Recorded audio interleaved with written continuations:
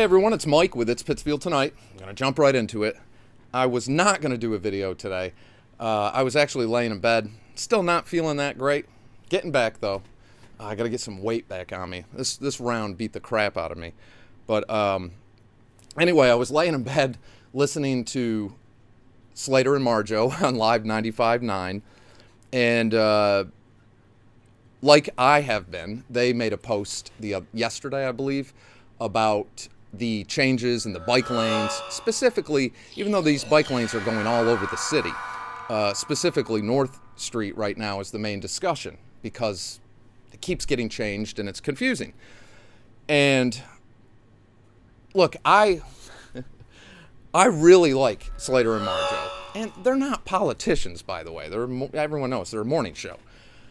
But on this particular issue, at least with Marjo, and I think Slater too, I didn't hear that part. When I heard Marjo, I literally leaped out of bed and was like, what?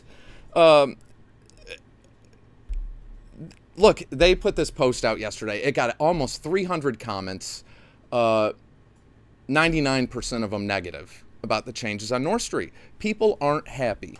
And Marjo's view on this is people are afraid of change, and that, hey, look, last year they put out a bike master plan and a survey.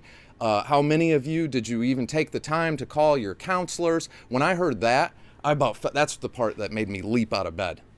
And I thought, what the hell is happening? Like, here's my view on this, okay?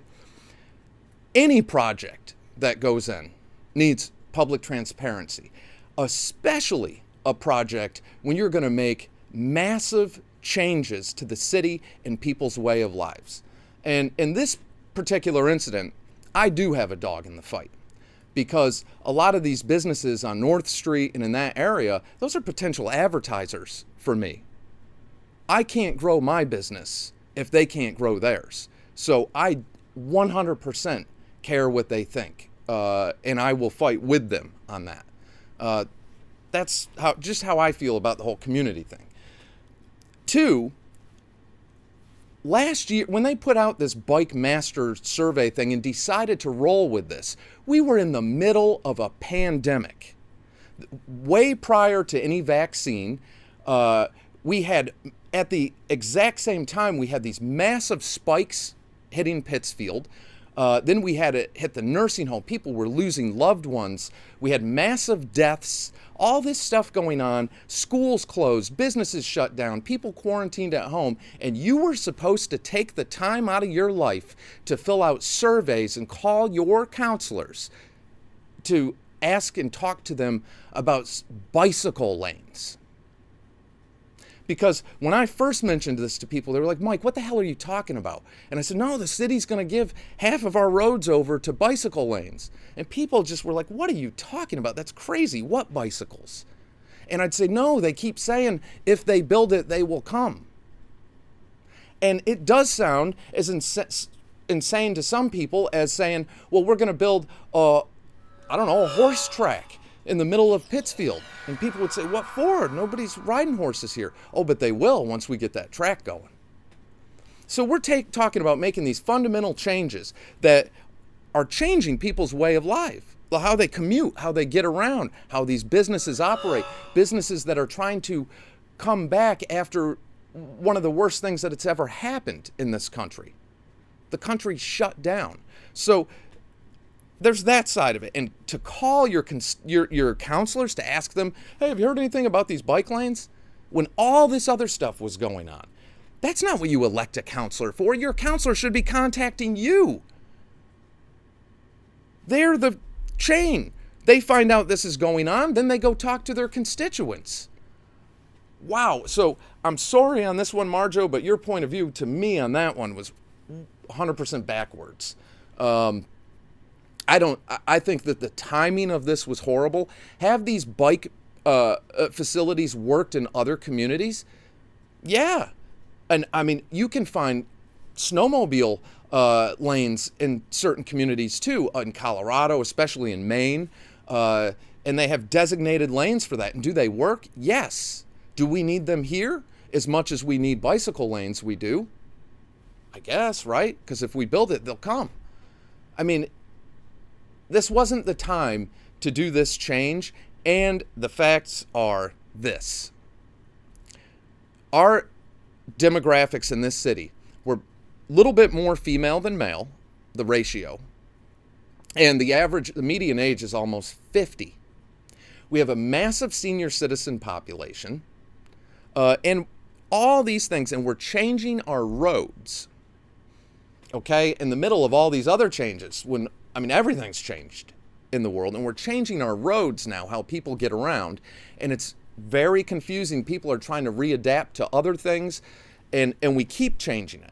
And people say, well, it's a trial. If it don't work, well, we'll change it again. If in that meantime, while it's not working, you might lose a few businesses. What do you say to those people? I think the rollout of this was disastrous. It's obvious they're going to move forward with it. If you do not know who our Commissioner of Public Works is, Ricardo Morales, shame on you. You should be calling him, I guess. If you don't know who the city planner is, I guess you're supposed to be calling him too or something. I don't know. That's CJ Haas. Look, this isn't personal with people. It's not personal for me.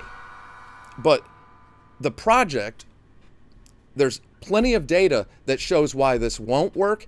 And that study that I read that was concluded in 2019 shows that if you're going to do bicycle lanes, you have to do them right, and they need to be protected lanes, meaning there has to be some kind of barriers to prevent a car from smashing into a bicycle.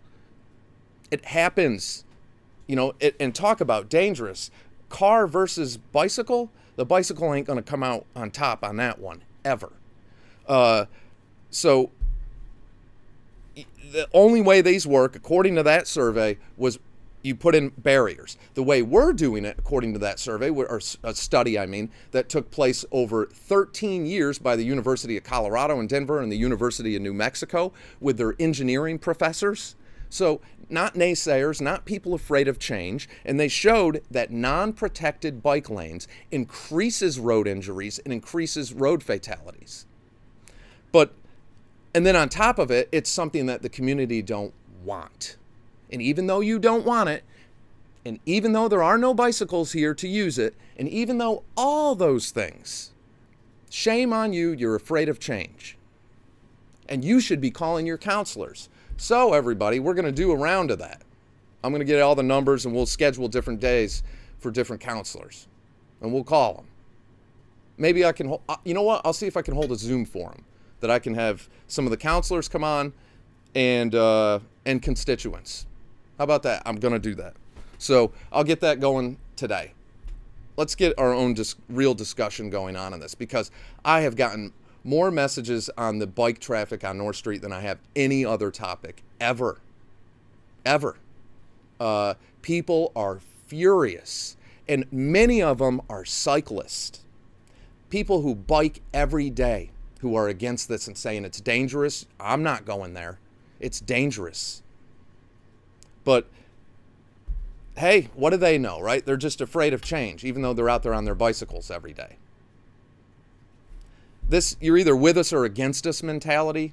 Oh, I hate it. So anyway, that's it for now. I'm going to wrap it up. Keep the messages coming. Feel free to comment on this. Let's keep this thread going, and I will start reaching out to the counselors today. To the people who asked me to reach out to the mayor, it ain't happening. Let's just forget about her and all that. But I will be reaching out to the counselors today, and I'll reach out to Ricardo and CJ. And I don't know what kind of response, if any, I'll get there. I don't dislike them. I think they're both nice guys. I've never met CJ in person.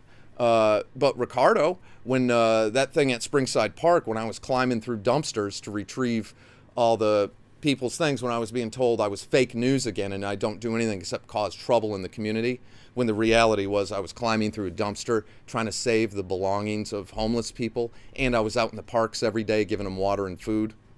But anyway, being the troublemaker I am, I met Ricardo on that incident, and he allowed me to be able to do that, and he was very nice, very concerned, And I mean very concerned. He was heartbroken when he realized what was going on and saw what he saw. So he is a good dude, and I know that. He's a good dude. And I don't know CJ, but I'm going to reach out to him anyways. I've seen him, on the page a couple times. Usually not in favor of some of the things I say, but some of the stuff he is. So I'm going to reach out to CJ and see if there's any way I can talk to him, and he's our city planner. So that is it for now, and I'll get all this organized, keep the comments rolling on North Street, and I'll get back with you. I'll see y'all tomorrow. Yeah, let's get it done tomorrow.